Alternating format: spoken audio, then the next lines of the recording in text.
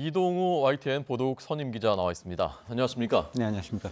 좀 전 전문가들과 야권 상황 집중적으로 저희가 진단을 해봤는데요. 새누리당은 오늘 상황 어떻고 앞으로 어떤 방향으로 갈 것으로 보십니까? 일단 새누리당은 오늘 특별한 움직임은 없습니다만 내일 이제 그 비상시국회의 그 모임이 있습니다. 아시다시피 이제 비상시국회의는 지금 이제 비박계 의원들로 이제 주로 구성이 됐고요. 한 40명 정도 되지 않습니까? 이번 그 탄핵 국면에서도 비상시국회의가 이제 똘똘 뭉치면서 결국 그 탄핵을 견인해낸 그런 역할을 했고요. 이 비상시국회의의 핵심은 김무성계와 그 유승민계라고 할 수 있죠.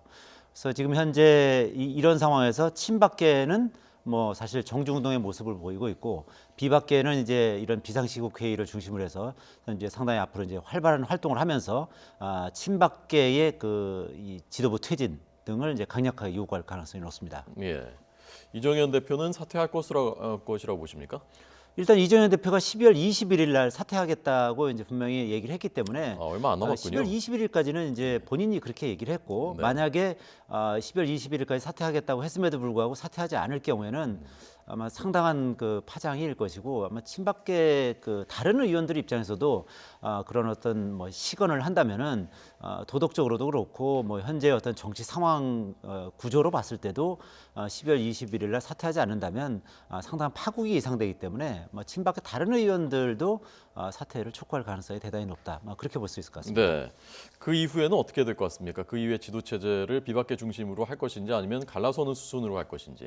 일단은 이제 거기 키맨을 누가 하고 있냐면 이제 유승민 전 원내대표가 지금 쥐고 있거든요. 그래서 일단 다음에는 이제 비대위원장 체제로 가야 된다는 것이 이제 전반적으로 새누리당 의원들의 입장인데 지금 전반적으로 비상시국회의는 물론이고 친박계에서도 상당수 의원들이 결국 유승민 의원 정도가 비대위원장을 해야만 제대로 끌어갈 수 있지 않겠느냐 그런 얘기를 하고 있고요. 네. 전에 6인 협의체라고 이제 친박계 3명, 비박계 3명 이렇게 모임이 있는데 6인 협의체에서는 박관영 전 국회의장이라든지 김영호 전 국회의장 이런 분들을 그 비대위원장으로 추천하긴 했습니다만 그 6인 협의체의 대표성을 그 새누리당 의원들이 크게 인정을 하지 않고 있는 상황입니다. 그렇기 때문에 거기서 추천을 했습니다만 어떤 강제력이라든지 그 어떤 대단한 영향력을 갖는 것은 아니기 때문에 이제 결국은 이제 새누리당 의원들이 어쨌든 전반적인 어떤 총의가 모아져서 비대위원장을 추대할 텐데 현재 상황에서는 유승민 의원이 가장 그 친박과 비박의 그 지원을 받고 있기 때문에 유력한 상황이고 다만 유승민 의원 본인은 비대위원장에 대해서 크게 생각을 하고 있지 않은 것 같습니다. 그래서 유승민 의원의 어떤 생각이 어떻게 달라지는지 여부에 따라서 비대위원장은 유승민 의원으로 갈 것인지 아니면 아까 말씀드린 그 6인 협의체에서 그 추천을 한 김영호 전 국회의장이나 박관영 전 국회의장 이런 사람들이 될 가능성 배제할 수 없는 것이죠. 네. 야당이 어제 탄핵 가결 전에 황교안 총리도 그다음엔 탄핵할 것이다라는 입장이었는데 탄핵 가결된 뒤에는 일단 황교안 체제 지켜보겠다. 입장 선회한 배경은 무엇이라고 생각하셨습니까? 일단은 어쨌든 탄핵이라는 이제 큰 목표를 달성했지 않습니까? 그래서 이제 탄핵안이 어째 이제 탄핵소추안이 표결을 통해서 가결이 됐기 때문에 이 상황에서 그 황교안 총리가 대통령 권한대행을 하는 상황에서 또 황교안 총리마저 물러나라고 요구했을 경우에는 국정 혼란이 더 가속화되지 않겠습니까? 일단 야당 입장에서는 어쨌든 국회 내에서 지금 야당이 다수당을 차지하고 있는데 어떻게 보면 이제 국정 혼란을 수습해야 될 책임도 있는 거죠. 그리고 야당이 어쨌든 현 상황에서 이제 정권을 이제 탈환해야 될 그런 입장에서 어떻게 보면 대안 세력으로서 그런 어떤 안정된 모습을 보여야 되는 이제 그런 상황이라고 이제 판단을 한 것이죠. 여기서 더 밀어붙이다가는 오히려 어떻게 보면 이제 과유불급 이런 그 한자 성어도 있습니다만 어떻게 보면 역풍에 시달릴 수도 있다. 그런 판단을 해서 이번엔 일단은 황교안 대통령 권한대행 체제를 좀 지켜보자 이런 입장으로 선회를 한 것이죠. 그러나 어쨌든 오늘 촛불 민심이 또 대단히 중요한 터닝 포인트가 될 수 있을 것 같습니다. 일단은 지켜보자 그랬기 때문에 촛불 민심이 황교안 대통령 권한대행 체제를 인정할 수 없다 이런 민심이 또 상당히 많이 일어난다면 또 입장이 또 그 촛불 민심에 또 편승해서 달라질 가능성도 이제 배제할 수 없는 상황인 것 같습니다. 예. 박근혜 대통령이 어제 7시 3분부터 직무는 정지됐고 그 다음에는 어떻게 되는 의전 경호 이런 부분들에 대해서 좀 정리를 해주시죠. 일단 대통령의 지위는 유지하는 것이죠. 그렇지만 대통령으로서의 권한은 전부 직무가 정지되는 것이기 때문에 일단 경호와 그 경호와 어떤 월급이라든지 이런 부분은 이제 받기는 합니다만 지금 이제 화면에도 나옵니다만 청와대 관저에서 생활을 할 수 있고요. 관용차나 뭐 전용기 이용 가능하고 경호 업무도 이제 그대로 다 이제 지원을 받습니다. 월급은 이제 일부 업무 추진비 성격의 급여는 제외하고 이제 받게 되고요. 경호는 뭐 연금이라든지 뭐 비서관, 운전기사 뭐 이 탄핵이 확정될 경우에 예. 뭐 경호만 받게 되는 거고 나머지 그 대통령으로서의 그 모든 예우는 이제 박탈되게 되는 것입니다. 예. 예를 들면 연금이라든지 네네. 뭐 아니면 비서 3명이라든지 뭐 운전기사라든지 이런 각종 혜택들이 있지 않습니까? 이런 부분 전부 박탈이 되는 것입니다. 예. 노무현 전 대통령 때는 실제로 외출 거의 안 하고 그냥 관저에서 주로 독서하고 그렇게 했었다면서요? 그렇죠. 주로 이제 독서를 하고 그리고 이제 주말에는 이제 출입 기자들하고 뭐 산행을 하고 뭐 이런 정도의 움직임이 있었습니다만 거의 뭐 청와대에서만 주로 생활하는 뭐 그런 그 생활을 보였기 때문에 네네. 뭐 박근혜 대통령도 아시다시피 뭐 18년 동안 또 은둔 생활을 했지 않습니까? 이번에도 이제 청와대에 있으면서도 어떤 그런 은둔 생활에 영향을 받아서 상당히 어떻게 보면 은둔형 지도자의 어떤 그런 모습을 보여왔던 부분에 대해서 네. 많은 국민들이 실망하는 거 아니겠습니까? 좀 더 좀 많은 사람들과 소통을 하고 얘기를 듣고 뭐 그런 부분이 좀 있었다면 적어도 이렇게까지 가지는 않지 않았겠느냐 그런 지적도 많은데 어쨌든 이 탄핵이 진행되는 탄핵 심판하는 과정 속에서는 거의 뭐 청와대에 계속 있지 않겠나 뭐 그렇게 예상이 됩니다. 네. 그러니까 뭐 법적으로는 전용기 관용차를 쓸 수 있게 돼 있습니다만은 그럴 일은 없고 주로 관저에 머무르게 될 것 같다. 그 기간이 얼마 될지는 아직 모르겠습니다만. 그렇죠. 이제 헌재 이제 탄핵 심판하는 과정이 이제 얼마나 될지 이제 그 부분이 이제 관심이긴 합니다만 네. 어쨌든 그 헌재법에 의하면 6개월, 180일까지 그 할 수 있도록 돼 있지 않습니까? 또 어쨌든 또 박근혜 대통령 관련한 뭐 여러 가지 그 이 탄핵 소추 내용들을 보면 네. 굉장히 많습니다. 이제 그런 부분에 대해서 일일이 다 그 헌재에서는 그 이 형사 소송에 준해서 탄핵 심판을 계속 할 예정이기 때문에 네. 그 제기한 그 내용 국회에서 탄핵 소추한 내용들 하나하나를 다 보고 그 내용에 대해서 다 헌재에서 그에 대한 코멘트를 달 예정이거든요. 예를 들면 뭐 직권남용 부분은 뭐 이 부분은 맞고 이 부분은 틀린다라든지 그리고 또 뭐 제3자 뇌물수수 부분에 대해서도 헌재에서 분명히 이제 판결을 할 테고요. 그다음에 공무상 기밀 누설이라든지 아니면 세월호 7시간 이런 부분에 대해서도 헌재에서 일일이 다 법적인 어떤 판단을 해서 그에 대해서 일일이 다 헌재에서 나중에 결정문에 다 넣게 됩니다. 그렇기 때문에 일단 탄핵 소추에 들어간 내용들은 전부 판단을 해야 되기 때문에 아마 시간이 그 적어도 2, 3개월을 걸릴 것으로 이렇게 전문가들은 이렇게 보고 있습니다. 그러니까 다 하나 일단 탄핵 소추 안에 들어간 것은 판단은 다 해야 되는 거군요. 그렇습니다. 그래서 당초에 그 탄핵 소추를 할 때 예. 좀 지금 아직 확정되지 않은 부분이 있지 않습니까? 예를 네, 들면은 제3자 뇌물수수라든지 뭐 세월호 7시간이라든지 이런 부분은 빼자는 그런 일부 의견도 있었습니다만 야당에서 이제 그 부분에 대해서 이제 워낙 강력하게 넣어야 된다는 의견이 강했기 때문에 네, 네. 그 부분까지 넣게 된 거죠. 그러니까 예. 일부 합리적인 생각을 하는 사람들은 그럼 어차피 그런 부분까지 다 판단을 하게 되면 이 탄핵 심판하는 그 기간이 더 길어질 수 있다. 그래서 그걸 단축하기 위해서는 좀 일부 아직 확정되지 않은 그런 혐의라든지 뭐 그런 부분은 빼자는 의견도 있었습니다만 결국 야당에서 최종적으로 판단하기는 그런 부분에 대해서 다 판단을 구해야 된다. 그리고 그것이 국민 여론이다. 그래서 전부 이제 자세하게 넣게 된 것이죠. 예.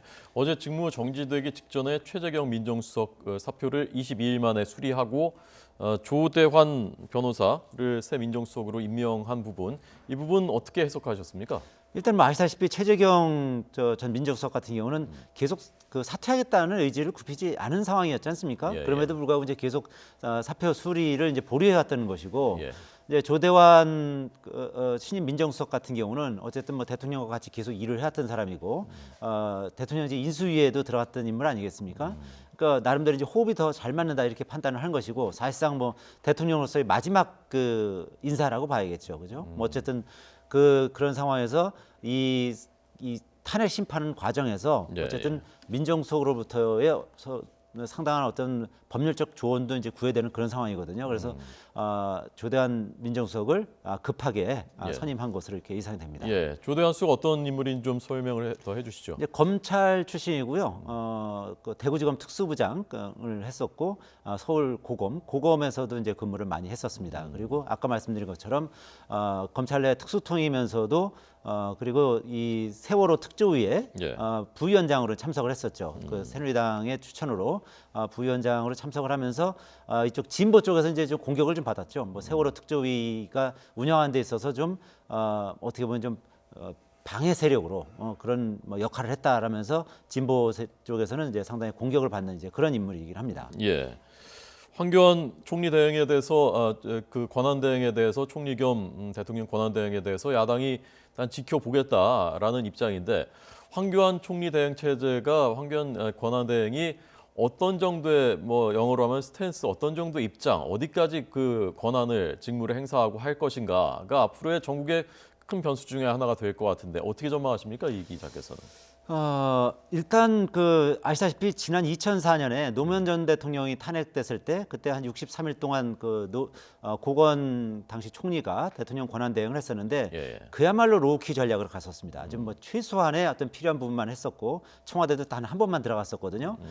그런데 그에 비해서 황교안 그 권한 대행은 그보다는 좀 더 적극적으로 하되 예. 야당에게 어떤 빌미가 잡히는 그런 행동을 하지 않을 가능성이 좀 더 높습니다. 왜냐하면 그 당시에는 아시다시피 그 열린우리당이 총선에서 승리하면서 사실상 노무현 당시 대통령의 그 탄핵은 기각될 가능성이 대단히 높았었거든요. 민심에 의해서. 그렇습니다. 근데 이번에 아시다시피 뭐 이 워낙 그 탄핵 소추된 혐의도 많고 네. 그리고 지금 현재 민심도 대통령 그 탄핵에 대한 찬성 의견이 거의 뭐 80% 전후가 되기 때문에 탄핵은 그 탄핵 심판에서 인용될 가능성이 훨씬 더 높은 상황 아니겠습니까? 그렇다면은 그 기간도 나름대로 길어질 수 있고 그래서 이 황교안 그 권한 대행이 나름대로 그 기간이 좀 길어질 수도 있고 대통령이 그 탄핵 심판이 인용될 수 있다는 뭐 그런 판단을 한다면은 나름대로의 어떤 소신을 갖고 그 고건 당시 권한 대행이 했던 것보다는 좀 더 적극적으로 권한을 행사할 가능성은 있을 것으로 보입니다. 예. 그때 그 고건 대행이 당시에 노무현 대통령한테 안보 문제라든가 북한 용천역 폭발 사고 이후에 뭐 인도적인 지원이라든가 이런 부분은 뭐 전화로 또는 정책 수석을 통해서 보고를 했다는데 그 보고 체계는 이번에 어떻게 법적으로 어떻게 되는 겁니까? 일단 뭐 그 청와대로부터 대통령 권한 대행이기 때문에 모든 그 사실상 대통령의 권한을 다 행사할 수가 있는 겁니다. 예, 아니 사실상. 대통령에 대한 그 보고 말입니다. 업무 보고를 할 수 있는 것인지. 저 황교안 총리가 박 대통령한테. 박 대통령한테요. 예. 이건 사실상은 법적으로 안 되는 거죠. 네. 지금 모든 직무가 정지됐기 때문에 보고를 하는 것은 안 되는 것이죠. 왜냐하면 직무가 정지된 상태에서 지금 황교안 총리가 권한 대행, 사실상 지금 모든 권한을 대행하고 있는데 그거를 박근혜 대통령한테 보고하는 것은 적절치 않은 것이죠. 예. 오늘 김병준 총리 내정자 내정자였나요? 신분이 후보자였나요? 내정자였나요? 내정자였죠. 네, 하여간 그것도 공식적인 어떤 지위였는데 그걸 결국 사퇴했다면서요? 사퇴할 수밖에 없는 것이 이제 자동적으로 이제 그 소멸되는 것이죠. 왜냐하면 황교안 총리가 대통령 권한 대행을 맡음으로 해서 김병준 총리 내정자는 더 이상 이제 그 자리가 없어지는 것이니까 그렇게 되니까 뭐 사퇴할 수밖에 없는 이제 그런 상황인 것이고 네. 김병준 총리 내정자 입장에서는 어쨌든 뭐 나름대로 이 여야가 추천한 총리로서 충분히 역할을 할 수 있으리라 이제 확신을 하면서 예. 대통령의 제안을 받았던 것이고 네. 대통령도 결국 그 여야의 추천을 받을 수 있으리라 이제 생각을 계산을 했었습니다만 결국 뭐 중간에 어떤 그 뭐 커뮤니케이션 과정이나 이런 여러 가지 미스가 있었고 뭐 또 이 김병준 총리 자체도 또 이 친문 세력과 나름대로 또 좀 이제 갈등이 좀 있었기 때문에 그런 부분 때문에 결국 지금 이 상황까지 와서 결국 이제 그냥 총리 내정자직을 사퇴하는 뭐 그런 상황에 이른 것이죠. 네. 야당들은 지금 어떻게 생각할까요? 그때 김병준 내정자를 받았어야 되나라고 생각할 수 있을까요? 글쎄요, 그거는 이제 양날의 칼인 것 같습니다. 일단 어쨌든 여야가 이 같이 추천하는 총리일 경우에는 야당도 책임의 50%를 져야 되는 거 아니겠습니까? 그렇게 되면 이 어쨌든 이 혼란한 전국을 제대로 총리가 수습해 나가기가 쉽지 않은 상황에서 야당도 책임의 상당 부분을 져야 되기 때문에 그런 부분은 이제 부담으로 작용할 수 있는 것이고요. 반면에 또 황교안 총리가 이 대통령 권한 대행을 하면 어쨌든 다음에 그 헌재에서 탄핵 심판이 인용이 될 경우에는 인용되는 순간부터 60일 내에 대선까지 치르게 되지 않습니까? 그 대선까지도 황교안 그 권한대행이 그렇게 되면 다 그걸 이제 준비하고 대선까지 이제 치르게 되는 이제 그런 역할을 맡게 되기 때문에 야당 입장에서는 이제 그런 면에서는 조금 불리하다 그럴까요? 좀 불안하게 생각하는 측면도 있을 수 있겠죠. 네. 그렇지만 어쨌든 뭐 그럼에도 불구하고 당시 상황에서는 탄핵으로 가는 것이 탄핵을 하루라도 빨리 하는 것이 민심에 부합하다고 생각했기 때문에 특히 더불어민주당은 이제 이 당시에 국민의당은 선총리 후 탄핵이었지만 더불어민주당은 선탄핵 후 총리였지 않습니까? 결국 근데 지금 와서는 이제 다시 그 이 뭐 대통령 권한대행을 바꿀 수는 없는 거 아니겠습니까? 헌법적으로 법률적으로 뭐 그래서 이 상황을 맞이하게 된 것이죠. 네. 그때 그 김영준 총리 내정자가 뭐 임명 제청권을 행사해서 했었던 것이 국민안전처하고 경제부총리였는데 임종용 경제부총리 내정자에 대해서는 야당이 받아들일 여지를 타협의 여지를 남겨두는 모습이라면서요? 그렇죠. 어제 이제 더불어민주당 같은 경우도 이제 추미애 대표가 그런 얘기를 했죠.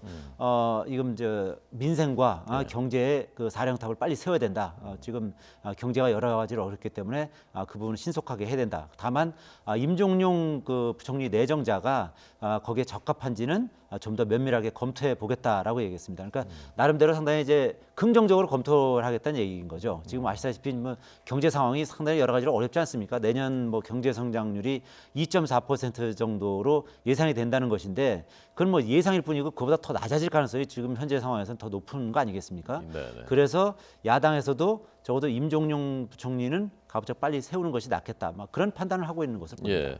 대체로 관가에서 평은 뭐 좋은 그리고 또 호남 출신이고 아마 그런 면들도 작용을 하지 않았을까 싶습니다. 그렇죠. 이제 임종용 부총리가 지금 금융위원장이었지 않습니까? 그래서 지금까지 그 쭉 그 이 행정을 해오면서 비교적 그 원만하게 해왔고 나름대로 또 추진력도 상당하다고 그럽니다. 그래서 이 상황에서 경제가 어려운 상황에서 나름대로 어떤 추진력과 그리고 이 관료들을 확실히 장악을 하면서 경제를 살릴 수 있는 그런 인물이 아니겠느냐 이런 평을 받고는 있습니다만 그 부분은 이제 어떻게 보면 이제 야당에서 지금 키를 잡고 있기 때문에 야당이 어떻게 이제 입장을 결정하느냐에 따라서 좀 더 달라질 수는 있습니다. 그리고 만약에 특히 임종용 부총리가 그 확정이 된다면 부총리로서 들어오게 된다면 이제 황교안 권한대행이 이제 금융위원장을 또 임명해야 되는 거 아니겠습니까? 예. 그 금융위원장을 어떻게 임명권을 행사할 것인지 그 부분도 또 새로운 또 관심의 대상인데 제 판단은 아마 그 임명권을 행사할 가능성이 높습니다. 예. 지난번 그 고건 그 권한대행 때도 2004년에도